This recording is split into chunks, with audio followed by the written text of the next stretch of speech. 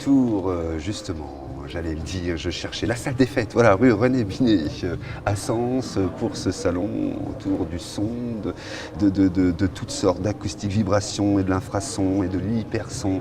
Bref, on parle de son pendant 2 jours ici au Salon du Son. Et pour ce dernier plateau, cet après-midi en direct sur Comcom TV, eh ben, j'ai demandé, alors cette fois-ci, à 2 chercheurs, si je puis dire, dans le domaine, plutôt sur cette thématique qui est l'ultrason et le médical. Et je vous présente donc Monsieur Ayash Bouakaz. Bonjour. Bonjour. Vous êtes donc directeur des recherches à l'INSERM. Voilà, vous nous expliquerez ce que c'est. Et en face de vous, nous avons Benoît Lara qui est ingénieur chercheur. Voilà. Bonjour. Comment ça va? Vous Bien, avez passé la très première bien, journée, oui. voilà. Vous avez donc mené ce matin une conférence. Voilà, vous avez presque mené cette conférence, mais en tous les cas, vous allez la faire une partie pour nous. Voilà, tout à fait. C'est génial. Donc on va commencer par vous, Monsieur Bouakaz. Expliquez-nous un petit peu votre spécialité justement dans le domaine du son, l'ultrason, le médical aussi qui est lié. L'ultrason, oui. L'ultrason. Écoutez, je travaille dans un laboratoire affilié à l'INSERM, qui est l'Institut national de la santé et de la recherche médicale. Donc il est aussi affilié à l'Université de Tours, puisqu'on est localisé à Tours. On développe des applications sur les ultrasons, sur les 2 aspects, imagerie et thérapie, donc tout ça c'est dans le médical. La partie imagerie qui est connue peut-être auprès du grand public, Oui, donc la radio, l'échographie. l'échographie. Pour ceux qui ont été dans les services d'obstétrique, voir une femme enceinte, donc on utilise l'échographie parce que c'est une technique totalement non ionisante et non invasive. Contrairement à d'autres modalités d'imagerie, une femme enceinte, on ne peut pas lui faire une imagerie type nucléaire ou scanner. En tout cas, c'est déconseillé. Je me permets de rebondir. Certaines vibrations peuvent être certains bébés peuvent être très sensibles à une radio par exemple ou à une échographie. Non, l'échographie, ce sont des ondes mécaniques, mais c'est totalement non ionisant. Donc il n'y a aucune radiation qui est émise par les ultrasons. Donc ce sont des ondes mécaniques. Elles sont transmises à des intensités qui restent faibles. D'accord. Donc le fœtus, lui, le bébé. Le fœtus ne sent rien. D'accord. Heureusement. Oui, bien sûr. Ouais. On pensait qu'il pouvait avoir une gêne. Non, il n'y a aucun problème de faire. D'ailleurs, c'est pour ça que c'est la modalité de prédilection pour aller explorer ou diagnostiquer des femmes enceintes. Alors vous, tout ça, vous le mettez justement, vous le travaillez, vous faites des recherches là-dessus pour améliorer encore. Donc voilà, les recherches aujourd'hui en imagerie échographique, c'est vraiment d'aller chercher à améliorer la qualité de l'image.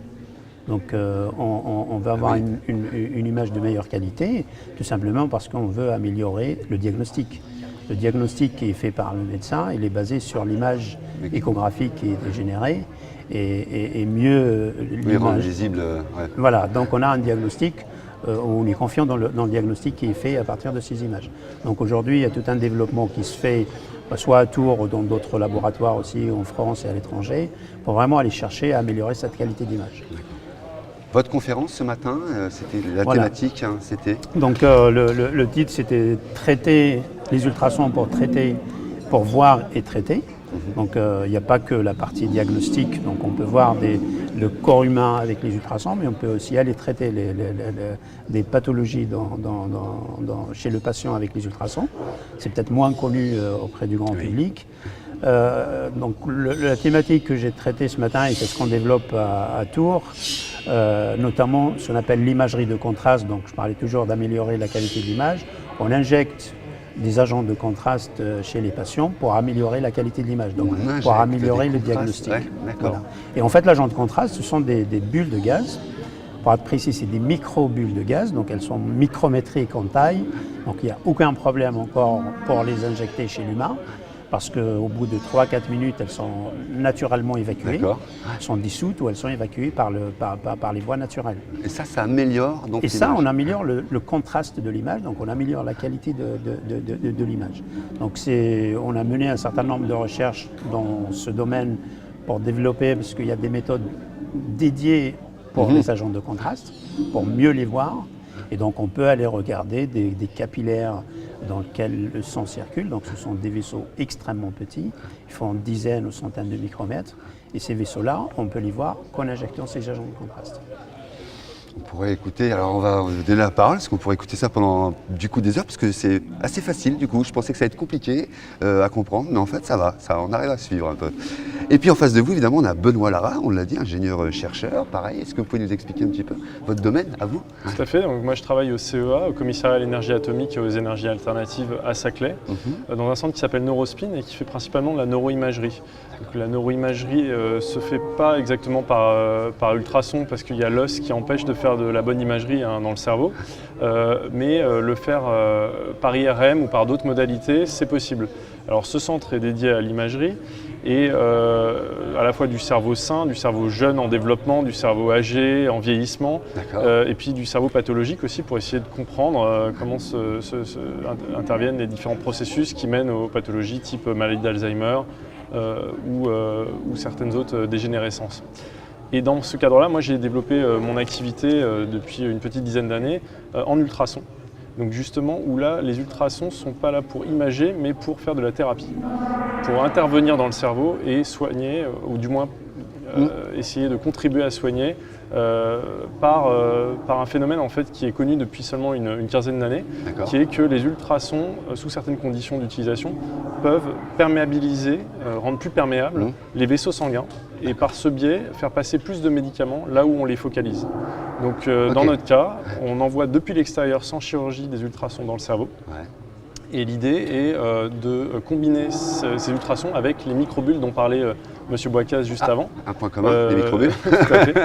Et les mêmes microbules finalement sont un petit peu détournés de l'usage qui est le leur en temps normal pour l'imagerie, pour cette fois en fait se servir de ces microbules comme des outils qui envahissent la vascularisation partout dans le cerveau et qui peuvent être excités par ultrasons en fait, et sous l'effet des ultrasons qui vont elles-mêmes induire des réactions tissulaires de perméabilisation des parois des vaisseaux sanguins.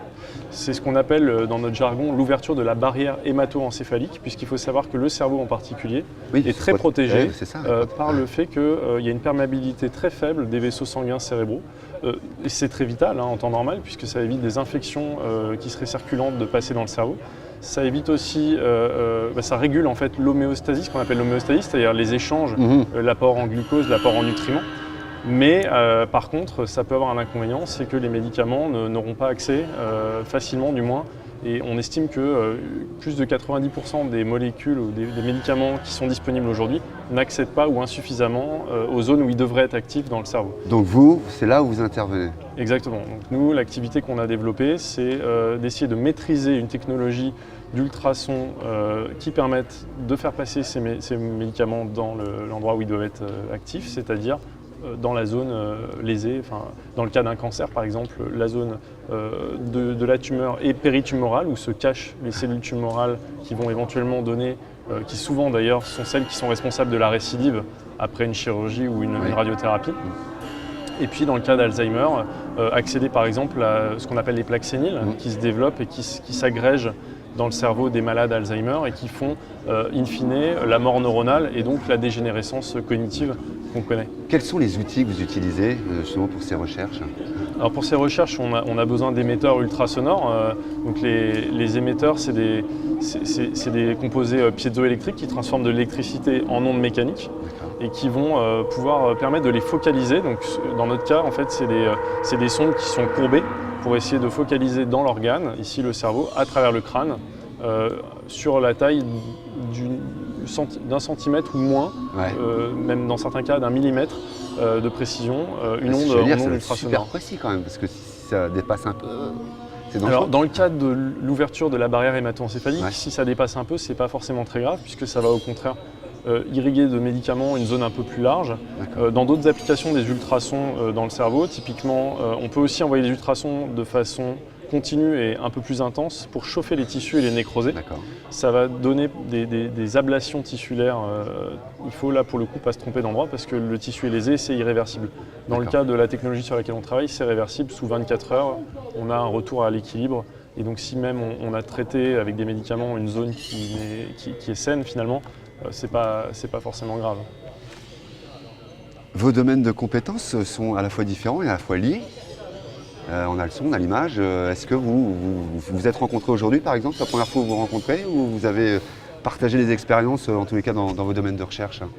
On se connaît depuis un certain nombre d'années. Et puis en France, il y a plusieurs groupes qui sont actifs dans le domaine des ultrasons pour le médical. Il y a 5 ou 6 laboratoires. On se retrouve dans des conférences. On travaille ensemble dans le cadre de collaboration avec Benoît Lara. Nous avons un projet en lien avec l'ouverture de la barrière hémato-encéphalique. Donc c'est une communauté, alors reste un peu petite en France, mais très active, je dirais. Ouais. C'est vrai qu'il faut noter que le tissu académique français est reconnu, je pense, parce qu'on voit aux conférences internationales que souvent on est le 3e ou le 4e pays en nombre, par exemple, de production scientifique, ce qui est un critère parmi d'autres, hein, mais qui donne quand même une idée de l'importance en fait, de la France au niveau académique. Après, on essaie de développer des sociétés qui sortent de ces laboratoires, et ça c'est évidemment déjà une étape plus compliquée, et puis l'étape d'après c'est encore de créer des industries, des tissus un peu plus gros, et là peut-être que d'autres pays sont plus armés. Mais en France, c'est vrai qu'on est plutôt quand même bien noté, bien loti dans ce domaine-là en tous les cas. La filière ultrason, elle est très reconnue. Encore une fois, comme disait Benoît, que ce soit le domaine universitaire, mais aussi même l'industrie, elle s'est développée. Il y a beaucoup d'industriels aujourd'hui français qui sont reconnus au niveau international. Il y a des sociétés à Tours, il y a une société qui est issue des travaux aussi du laboratoire de Tours depuis quelques années pour fabriquer des sondes. Si je puis dire. Ouais, bien sûr. Mais c'est devenu maintenant une PME qui est reconnue au niveau international. Il y a des sociétés qui sont aussi issues du travail de l'INSERM à Lyon, qui développent des systèmes de thérapie. D'accord. À Paris aussi. À Paris aussi, l'INSERM à Paris, l'Institut Langevin fait beaucoup de recherches qui donnent des sociétés en fait. Et avec des effets sur les patients. Donc ça veut dire que là, on est déjà dans des stades avancés de l'application, ce qui n'est pas encore le cas de la technologie dont je parlais pour nous, mais vous avez aussi un projet de transfert vers la clinique. C'est intéressant de voir que dans un cursus relativement court, à l'échelle de la recherche, c'est toujours trop long pour les patients, on arrive à voir ça se produire en fait.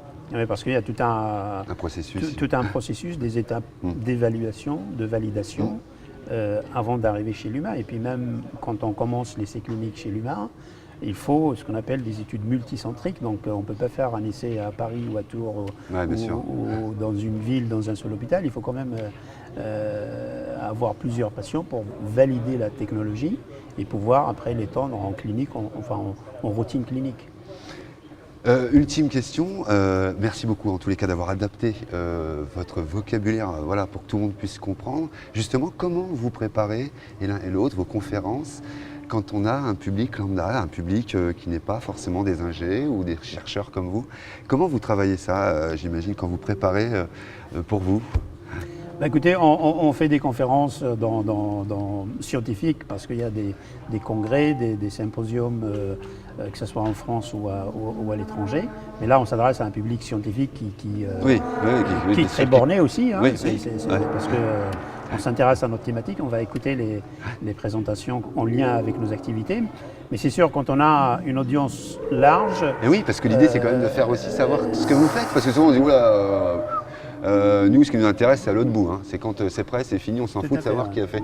C'est vrai, souvent, vulgairement parlant, on dit tout le temps ce qui nous intéresse, c'est ça. Et pas ce que vous...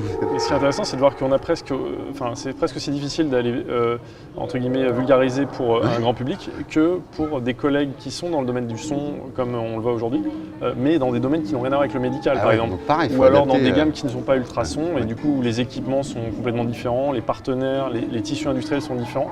Et finalement, on les connaît très peu, voire pas. Et c'est intéressant d'avoir ce mélange aussi pour cette raison. Donc j'espère que vous avez en tous les cas tout compris. Si vous n'avez pas compris ce que nos chercheurs viennent de nous dire, n'hésitez pas à venir sur place, ici, et puis les rencontrer, discuter avec eux. Et voilà, ils vous expliqueront concrètement, d'une manière simple, comme ils ont essayé en tous les cas de le faire là, ce qu'ils font. Et grâce à eux, quand même, c'est des recherches, c'est du travail, c'est à travers le son, l'imagerie. C'est grâce à vous, en tous les cas, et vos EFAL. Et voilà, tous ceux qui font le même métier que le vôtre, que certaines comment on pourrait dire, que certaines Innovation. innovations, voilà, absolument, arrivent dans le domaine du médical. En tous les cas, on arrive à mieux comprendre, à diagnostiquer. On parle de diagnostic. Diagnostic pour l'imagerie, thérapie, thérapeutique pour la thérapie. Pour soigner, voilà. Merci en tous les cas beaucoup à vous, Monsieur Ayash Bouakaz, d'être venu intervenir. Merci à vous, Benoît Lara. C'était très intéressant. Merci à vous d'avoir. Voilà, moi je suis très content. J'ai tout compris. Ça me rassure. J'espère que vous aussi. Et puis en tous les cas, on se retrouve demain, pareil, toute la matinée, différents plateaux avec différents intervenants. Voilà, mais on ne parlera que du son, de l'ultrason. Tout ce qu'on peut faire avec, il y a des techniques industrielles assez extraordinaires aussi. Tout ça, on le découvrira demain matin. Merci à vous deux. À demain. Ciao. Merci, au revoir.